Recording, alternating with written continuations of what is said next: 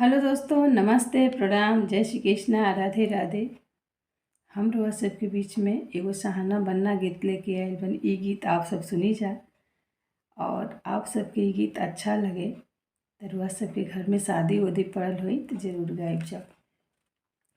एक छिपी में अक्षत चंदन, एक छिपी में पान लाल, लाना कवन दुल्हा सास दिहली पान लाल, लाना कवन दुल्हा सास दिहली पान लाल।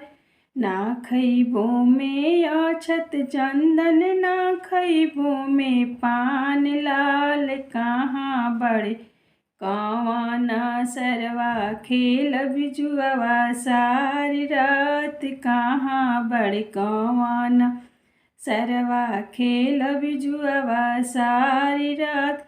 हंसे झारे ले कवन सरवा बैठे मनवा मारी लाल, जीते ले कवन दुल्हा हंसे ले ठठाई लाल, जीते ले कवन दुल्हा